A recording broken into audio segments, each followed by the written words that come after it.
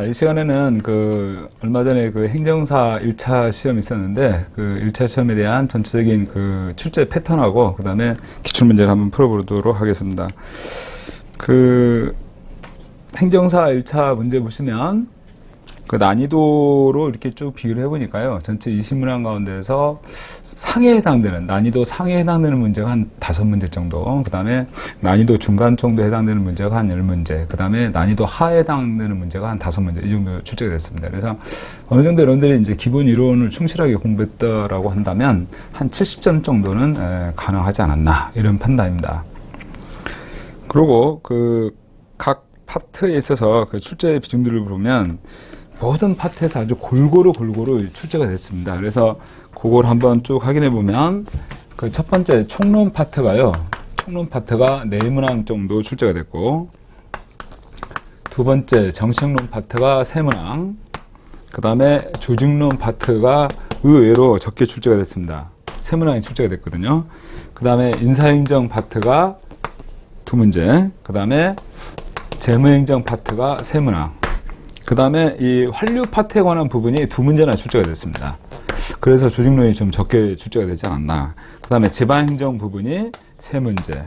이렇게 해가지고 전체 20문항이 출제가 됐는데, 보시면 아시다시피 거의 전체 각 파트가 골고루 출제가 됐다라는 것을 알 수가 있겠죠. 네. 자, 그러면 구체적으로 문제를 한번 쭉 보겠습니다. 1번. 자, 41번 문제인데요. 이게 이제 A형하고 B형에 약간 차이가 있는데, 자, 이 지금 문제 푸는 것은 A형에 해당합니다. 자, 41번에서 행정 경영의 차이점에 관한 설명을 옳지 않은 거. 자, 행정 경영의 유사점, 차이점.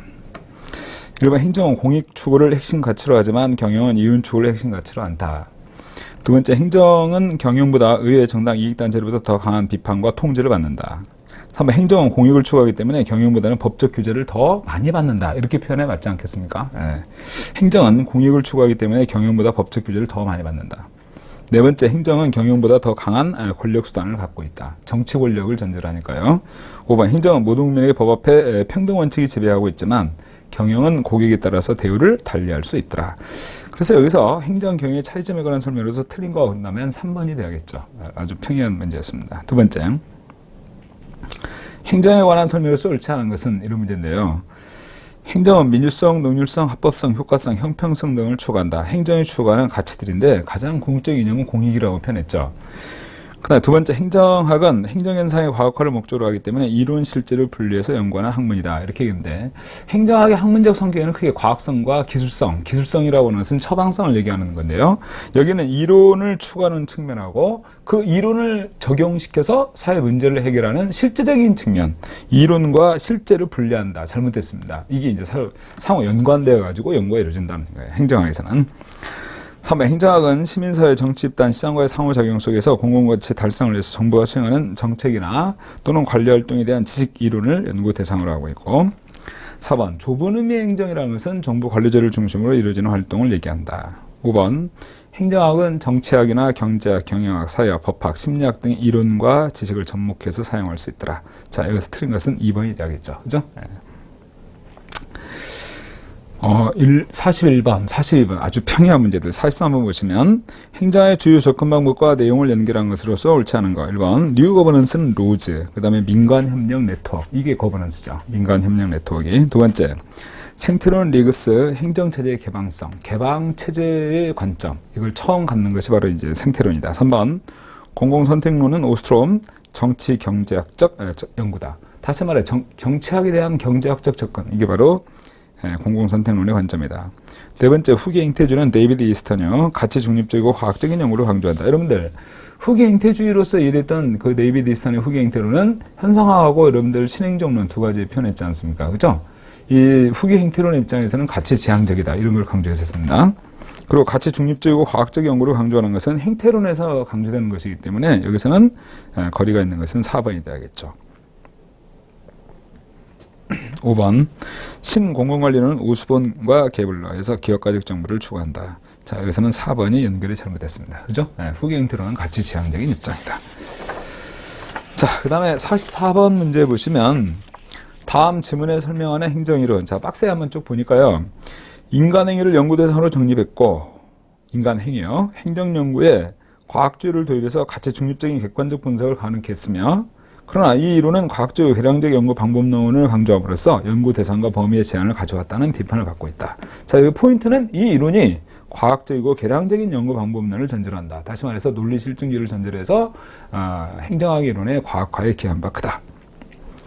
과학적 관리론, 인간관계론, 행정체제론, 신공공서비스론, 행정행태론 이렇게 표현했는데 바로 이것은 행태론을 강조하고 있는 그런 내용입니다.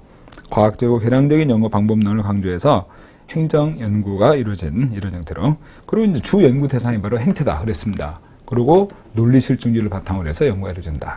이런 내용이 있었죠. 네. 그 다음에 4번의 신공공서비스론의 입장이라는 것은 신공공관리론을 비판해서 등장하는 것으로 신공공서비스론 이렇게 표현했고요. 네.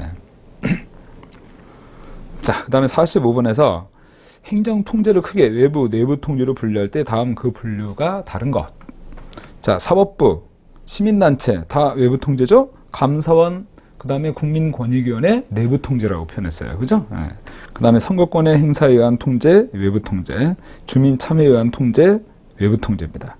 그래서 내부 통제로 이해될 수 있는 대표적인 것은 바로 이 감사원과 국민권익위원회에 의한 통제, 이걸 표현하고 있다. 그리고 또 하나, 과거에는 이제 외부 통제를 많이 강조했던 이런 관점에서 행정국가가 되면서 점점 내부 통제를 강조하는 관점으로 이렇게 바뀌고 있다. 그런 내용도 같이 설명을 드렸죠. 그죠? 네. 감사원과 국민권익위원회, 바로 내부 통제에 관한 것입니다. 46번. 정부의 정책 문제는 해결해야 될 문제를 어떤 관점에서 보는가에 따라서 정책 목표의 구체적 내용, 수단도 달라진다. 다음 가운데 정책 문제의 속성에 관한 설명을 써 옳지 않은가? 정책 문제에 대한 속성입니다. 자, 부동산 문제. 그 다음에 또 무슨 교육 문제, 이런 부분들이요. 정책 문제는 공공성이 강하다. 두 번째, 주관적이면 정책 성격이 강하게 나타난다. 자, 정책 문제는 주관적이라고 그랬습니다. 3번, 정책 문제는 복잡, 다양하고 상호 의존적이다. 여러 가지 그 요인이 작용해서 이 정책 문제가 제기된다. 4번, 정책 문제는 역사적 산물인 경우가 많고, 5번, 정책 문제는 정태적 성격을 띈다. 그런데 정책 문제라는 것은요, 시대에 따라 변합니다. 그죠? 과거에 참여정부 당시에는 부동산 가격이 계속 폭등하고 막 올라가고 그러다가 MB정부 넘어와가지고 부동산 가격이 오히려 상대적으로 떨어지는, 그래서 이러한 부동산 문제, 이런 정책 문제는 동태적이고 변한다. 그런 얘기죠. 그죠? 네. 자, 5번이 잘못됐습니다. 자, 47번에서 중앙정부의 정책과정의 참여자 가운데서 비공적 참여자로만 묶인 것은 이렇게 나와 있어요. 공식적 참여자와 비공적 참여자 이렇게 비교를 할 수 있는데 비공적 참여자입니다. 정당 비공적 참여자라고 했습니다. 자, 이거 혼동하시면 안 돼요. 정당은 비공적 참여자. 그 다음에 국무총리, 대통령 공적 참여자. 이익집단, 전문가 집단 비공적 참여자. 시민단체도 마찬가지죠. 언론 비공적 참여자인데 각 부처 장관은 공식적 참여자가 해당된다. 공식 참여자에. 그래서 여기서 비공적 참여자로 볼 수 있는 것들은 기억, 리을, 미음, 비읍, 시옷 이런 내용들이 비공적 참여자죠. 3번에 해당되는데 여기서 여러분들이 혼동하면 안 되는 것이 바로 정당은 비공적 참여자에 속한다. 3번이 정답이겠네요. 네. 자, 그 다음에 48번. 리플리와 프랭클린은 정책 유형이 달라짐에 따라서 정책 형성 과정과 집행 과정도 달라진다고 주장하는데 다음 그들이 제시한 정책 유형 가운데 어떤 정책에 관한 설명인가? 자, 리플리와 프랭클린의 정책 유형에 분류하는 거, 경쟁적 규제, 보호적 규제, 그 다음에 분배 정책과 재분배 정책 이렇게 네 가지 유형으로 이렇게 비교를 했습니다. 상징 정책은 여기 포함되지 않죠. 리플리, 프랭클린에 분류해서. 자, 박스에 보시면 정부는 특정 전문 지식과 자격을 갖춘 몇몇 개개인이나 기업에게 특정 기간 동안 사업을 할 수 있도록 허용하되, 그러니까 특정의 개인이나 집단에게만 사업을 할 수 있도록 허용하되 일정한 기간 후에는 자격 조건을 재심사하도록 함으로써 경쟁력을 높이고 공익을 위해서 서비스 제공에 대한 규정을 지키도록 하는 이런 형태는 경쟁적 규제죠. 특정 업체들만 시장에 진입해서 허가를 내가지고 영업을 할 수 있도록 하는 것은 경쟁적 규제에 관한 것입니다. 그래서 경쟁적 규제의 내용은 그렇게 표현했어요, 여러분들. 기업 간의 과잉 경쟁을 규제한다. 그리고 제가 그 수업 시간에 말씀드릴 때 칼은 북경 노선에, 아시아나는 상해 노선에 배정을 한다. 그리고 다음에 또 노선 나오면 또 배정해주고 이런 식으로 경쟁적 규제에 관한 것이다. 이런 얘기를 했었죠. 49번이요. 우리나라는 정권이 교체될 때마다 일부 중앙부처가 변경되어 왔는데 현 정부의 중앙부처 명칭으로 옳지 않은 거. 기획재정부, 미래창조과학부, 교육부의 이제 많은 기능들이 미래창조과학부로 넘어오죠. 그 다음에 안전행정부, 교육인적자원부, 그 다음에 해양수산부인데 지금은 교육부입니다. 교육부. 그리고 교육부의 많은 기능들이 미래창조과학부로 넘어갔으니까요. 예, 4번은 예, 거리가 있겠습니다. 해양수산부 신설됐죠. 미래창조과학부도 신설됐습니다. 그래서 2번, 5번은 신설기구에 해당하죠. 자, 4번이 여기서는 틀렸다. 50번. 지식 정보화 시대에 필요한 학습 조직의 특징을 설명한 것으로 옳지 않은 거. 자, 학습 조직에 대한 것이에요. 자, 학습 조직의 추점은 문제 해결이다. 이런 얘기를 했었는데 1번. 학습 조직은 자신과 다른 사람의 경험 및 시행착오를 통한 학습 활동을 높게 평가한다. 두 번째, 학습 조직은 불확실한 환경에서 조직 스스로 문제 해결을 할 수 있도록 조직 구성원에게 권한 강화와 학습 기회를 제공한다. 그래서 분권화 같은 게 필요하고 재량권을 부여해줘야 돼요. 부여해줘야 될 것이다. 그런 얘기죠. 3번, 학습조직은 결정, 기획 등 핵심 기능만 남기고 기타 집행사업 기능을 각각 전문업체에 위탁 경영해서 이를 수행하도록 하는 조직이다. 그런데 이건 네트워크 조직을 설명하는 것이겠죠. 그죠? 4번, 학습조직은 변화를 위한 학습 역량 함양을 통해서 미래 행동의 기반을 구축하고 5번, 학습조직은 관계 지향성과 집합적 행동을 장려하고 있다. 그래서 집단적 학습, 이걸 강조한다. 그래서 구성원 개인에 대한 어떤 성과급을 통해서 경쟁을 유도하거나 그런다면 이 학습 조직은 오히려 지식을 공유하지 못하고 그 다음에 경쟁력이 떨어질 것이다. 그런 얘기죠. 집단적 학습이에요. 자, 3번이 잘못됐죠? 네. 자, 51번. 우리나라 공무원의 15 임용에 관한 설명으로서 옳지 않은 겁니다. 15 임용은 수습기간에 해당되죠. 그래서 보통 6급 이하는 6개월, 5급은 1년 이렇게 되는데요. 임용권자는 15 임용 기간 중에 있는 공무원의 근무 상황을 항상 지도 감독하고 수습기간이니까 15 기간 중에 근무 성적이 좋으면 정규 공무원으로 임용을 하고 3번 15 기간은 15 공무원에게 행정 실무의 습득 기회를 제공하고 4번 15 임용은 공무원으로서의 적격성 여부를 판단하는 선발 과정의 일부다. 5번 15 공무원은 일종의 교육훈련 과정으로 교육에만 전념할 수 있도록 정규 공무원과 동일하게 공무원 신분을 보장한다는데 15 임용 기간, 아까 얘기했던 6급 이하는 6개월, 5급은 1년, 이 기간 동안은 신분 보장이 안 된다고 그랬습니다. 그죠? 네. 15 임용 기간에는 신분 보장이 되지 않는다. 5번은 잘못됐어요. 네. 자, 그 다음에 52번에 현행 국가공무원법에 규정된 징계 처분에 관한 설명으로서 옳지 않은 거. 1번, 징계의 종류는 파면, 해임, 강등, 정직. 직위해제는 포함되면 안 되죠. 직위해제는 징계가 아니죠. 그 다음에 감봉, 견책, 이 6가지입니다. 파면, 해임, 강등, 정직, 감봉, 견책. 2번, 파면과 해임은 징계위원회의 의결을 거쳐서 각 임용권자 또는 임용권을 위임한 상급 감독기관의 장이 하는 것이다. 파면과 해임은. 3번, 강등은 공무원 신분은 보유하지만 3개월간 직무에 종사하지 못하고 그 기간 중에 보수의 3분의 2를 감한다. 4번, 정직은 1개월 이상 3개월 이하이고 정직 기간 동안 공무원 신분을 유지하되 직무에 종사하지 못하며 보수의 3분의 2를 감하게 되는 것이다.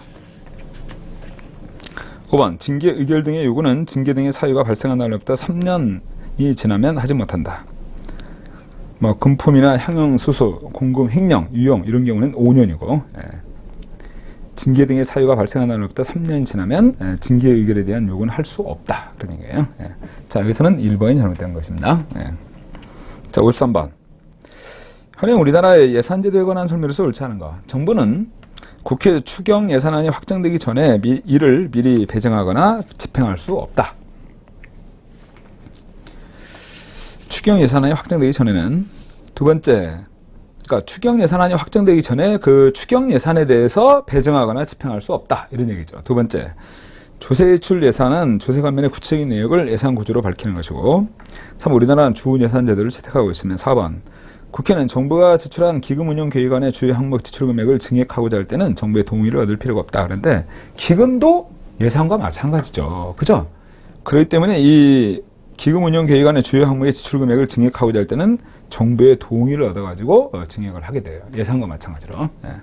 5번, 예산 총규주의 원칙에 예로서 전대 차관 등을 인정하고 있다. 여기 3가지 나왔죠. 예산 총규주의에 대한 예외, 순계예산이요. 그 다음에 전대 차관, 그 다음에 현물 출자, 기술료 이런 것들 얘기했습니다. 4번이 여기서는 거리가 있다. 자, 54번 문제는 좀 문제가 좀 그렇습니다. 이건 정답이 2개가 돼야 될 것 같거든요. 자, 54번에서 현행 감사원법상 회계 검사기관인 감사원에 관한 설명으로서 옳지 않은 거 이렇게 나왔는데 1번에 보시면 감사원은 국가의 세입세출의 결산과 공무원 직무에 대한 감찰을 위해서 대통령 소속하여 설치된 기관이다. 여러분, 일본에서요, 감사원이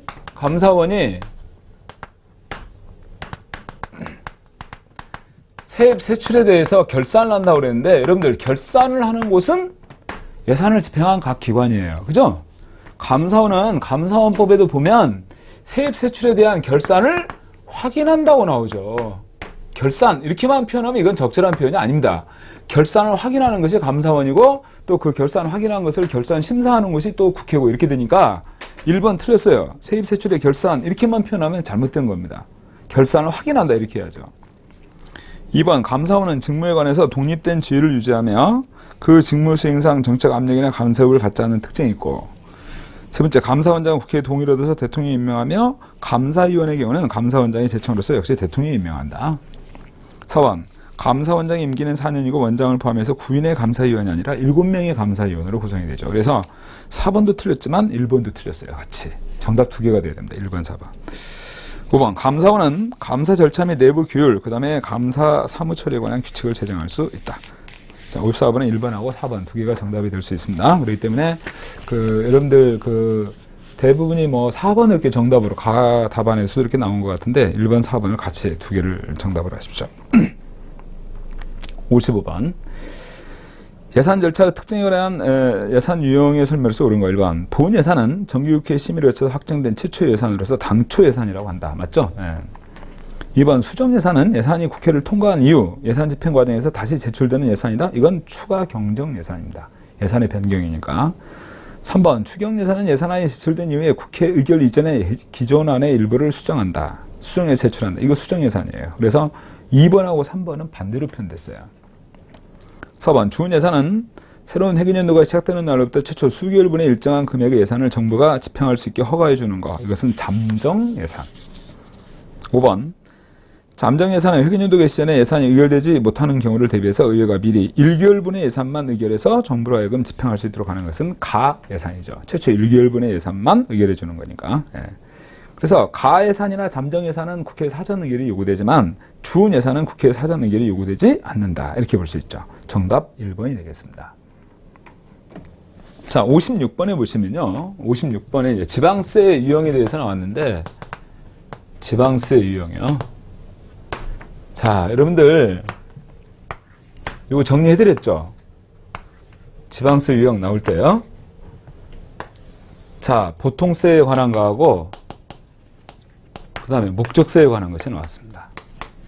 목적세는 딱 2가지만 나오죠. 이거 광역자치단체만 구분되는데 지방교육세, 그 다음에 지역자원시설세, 이렇게 2가지. 지방교육세하고 지역자원시설세, 이 2가지. 이 2가지만 목적세에 관한 부분입니다. 이건 광역자치단체만 부과되는 거죠. 특별시와 광역시, 도, 그 다음에 자치구, 시군, 이렇게 구분해서 보통세가 9개고 목적세가 2개라고 그랬어요. 그래서 특별시, 광역시와 자치구를 합해서 9개인 거고, 그 다음에 도하고 시군을 합해서 9개가 돼요. 그래서 여기에서 도에는 뭐뭐 있다고 그랬냐면 취득세, 등록면허세, 지방소비세, 매저세, 이 4가지를 얘기했습니다. 그 다음에 자치구에는 재산세하고 등록면허세, 요거 얘기했죠? 이렇게. 그리고 나머지는 이제 시군세, 특별시, 광역세인데 1번 보세요. 국세는 개별소비세와 농어촌 특별세, 국세입니다. 2번 서울시, 강남구세는 등록면허세와 재산세, 맞죠? 여기는. 3번 부산광역시, 기장군, 시군에 들어가는 건데 지금 여기에 들어가 있는 것으로 지금 보시면 지방소득세하고 지방교육세, 지방소득세는 맞습니다. 여기에 없으니까. 근데 지방교육세는 여기에만 부과되기 때문에 이게 들어가면 안 되죠. 지방교육세가. 4번 제주특별자치도 도에 관한 것이기 때문에 취득세와 지역자원시설세, 취득세, 지역자원시설세 이렇게 들어가 있고, 그 다음에 창원시세는 여기에 들어가는 건데요. 여기에 있는 거 외에 들어가면 되죠. 그래서 재산세나 자동차세 들어가는 겁니다. 재산세, 자동차세, 지방소득세, 그 다음에 담배소비세 이런 것들 들어가면 되겠죠. 그죠? 네. 그래서 이렇게 연결해서 확인했던 문제였습니다. 자, 여기 옳게 연결된 것은 옳지 않게 연결된 거 그런다면 3번이 돼야겠죠. 그죠? 네. 57번. 우리나라 지방자치에 관한 설명을 쓰고 그런 거 1번. 교육위원회는 시도의회와는 별도로 교육위원으로 구성이 되며 교육위원회 선거구 단위로 지방의원회 선거와는 다르게 선출해서 구성한다. 두 번째, 기관이임 사무는 국가가 사업비 일부를 보조하고 지방의회 통지를 받고 자치단체와 국가가 공동으로 책임진다. 세 번째, 선결처분권은 단체장을 견제할 수 있는 지방의회의 강력한 권한이다. 4번, 지방교부세는 지역 간의 재정 불균형 시정을 위해서 자치단체 국세 일부를 이전하는 것으로 일정한 조건 용도를 지정한다는데 여기서 옳은 것은요. 자, 5번도 한번 볼까요? 특별자치도, 제주특별자치도에는 자치단체는 시군을 둘 수 없고 행정시장을 도지사가 임명한다. 1번은 왜 틀렸습니까? 교육위원 선거구 단위로 지방의회 선거와는 다르게 선출해 구성한다는데 지방선거하고 교육위원 선거하고 일치해서 같이 뽑게 됩니다. 두 번째, 기관이임 사무는요, 자치단체와 국가가 공동으로 책임진다고 그랬는데 그렇지 않습니다. 기관이임 사무는 국가가 통제하는 것이죠. 이건 국가가 책임지면서 국가가 통제합니다. 3번, 선결처분권은 단체장이 지방의회를 견제하는 것이죠. 선결처분권, 제휴요구권 이런 것은 단체장이 지방의회를 견제하는 것입니다. 4번, 지방교부세는 일정한 조건 용도를 지정한다는데 이게 잘못됐어요. 이건 국고보조금에 관한 것입니다. 5번이 맞죠? 제주특별자치도는 시군을 둘 수 없고 제주시장, 서귀포시장, 도지사가 임명한다고 그랬어요. 자치단체는 제주도밖에 없으니까. 자, 5번만 맞습니다. 자, 58번에 보시면요. 자치단체와 별도로 특별지방행정기관을 설치하는 경우 나타나는 장점으로서 옳은 것. 특별지방행정기관에 관한 거. 지방국세청, 지방국토관리청 이런 것들이요.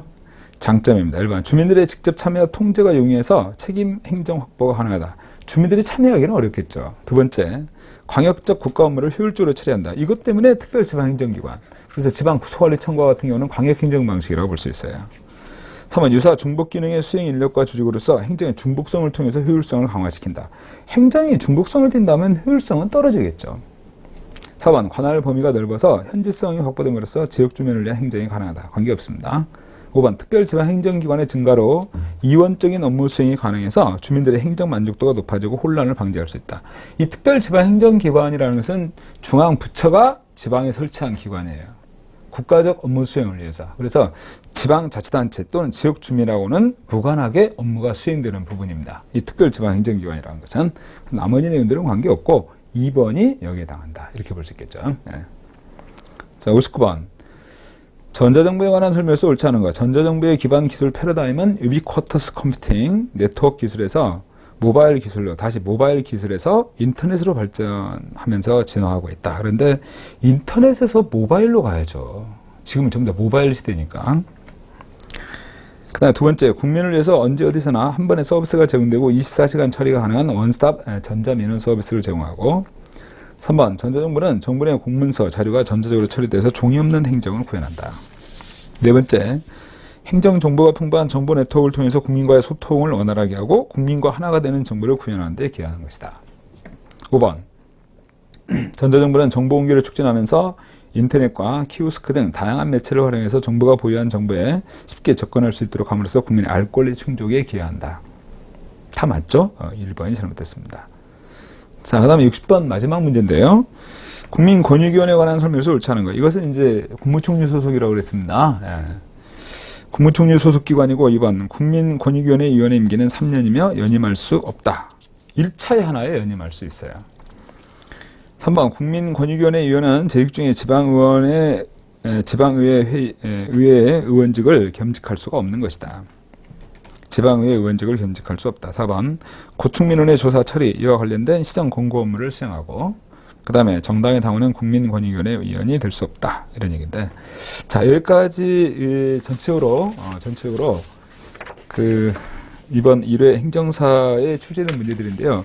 이 가운데서 여러분들이 좀 문제 푸는데 혼동할 수 있다, 좀 까다롭다 이렇게 느낄 수 있는 문제라고 한다면 57번 문제 정도일 겁니다. 57번이요. 그러고 그 다음에 그 56번고 같은 경우는 요걸 암기하지 않은 학생들은 좀 난이도가 있었겠죠.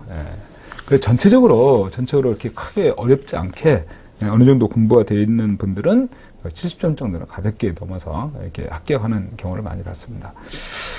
그 1차 시험에 있어 전체적인 난이도가 그렇게 높거나 그러지 않고 충분히 기본서 중심으로 한 2, 3회독 정도 하고 또 문제 풀고 이 정도 된다면 행정학 같은 경우 한 70점 이상은 나오기 때문에 합격권에 들어갈 수 있지 않나 이런 판단입니다. 아마 지금 이제 합격하신 분들은 또 2차 시험도 준비하고 이렇게 하실 텐데요. 행정사 시험이 그렇게 크게 어렵지 않게 이렇게 출제가 됐기 때문에 아마 여러분들도 새롭게 한번 도전해 본다는데 상당히 의미를 부여할 수 있겠죠. 자, 그러면 이 시간은 여기까지 마무리하겠습니다. 자, 수고하셨습니다.